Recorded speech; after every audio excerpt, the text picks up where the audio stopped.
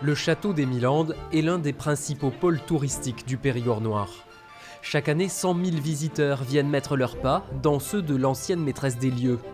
L'image de Joséphine Baker est partout, jusque dans la boutique. Cette exploitation du personnage peut paraître très moderne, mais il n'en est rien car la première concernée, elle-même, n'hésitait pas de son vivant à miser sur sa célébrité pour attirer la foule en Périgord. Depuis la maison voisine du château, Georgette était aux premières loges pour le constater. J'avais 6 ans quand elle est arrivée. Elle a été tout de suite, elle est venue vers nous. Elle a été très sympathique à chercher notre compagnie. Et donc, on l'a adoptée tout de suite. Elle a tout de suite voulu qu'on l'appelle Tata. À l'époque, Georgette n'a pas vraiment conscience de la célébrité de sa nouvelle voisine. Mais elle comprend vite que la quiétude des lieux est sur le point de vaciller. Petit à petit, le bouche à oreille a fait que des personnalités un peu importantes du Bordelais, de la région de Limoges ou d'autres endroits venaient pour voir donc un petit peu ce que Joséphine faisait. Montait et descendait, et s'ils pouvaient l'apercevoir au travers des grilles du château, alors là, ils étaient tout contents.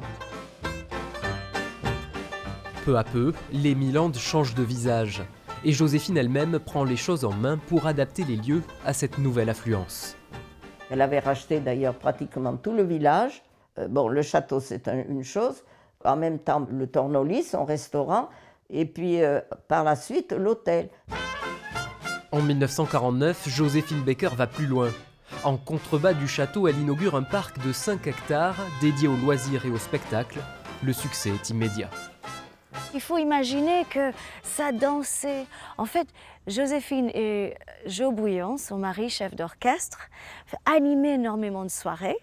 Et à l'ouverture, en 1949, ils s'attendaient à ce qu'il y ait 1000 personnes. Et en fait, autour de 10 000 personnes étaient là. Joséphine construit même son propre music-hall où elle se donne en spectacle. Tout autour, piscine, mini-golf, terrain de jeu et même les tout premiers canoës sur la Dordogne, un véritable complexe touristique. Elle crée quand même le premier Club Med. Apparemment, les frères Trigano ont vu le parc et sa création et ça les a inspirés. Quelques années plus tard, malgré son côté visionnaire, Joséphine Baker devra se séparer de son village rêvé. Mais elle aura bel et bien marqué la région de son empreinte et contribué à faire monter le Périgord sur la scène touristique.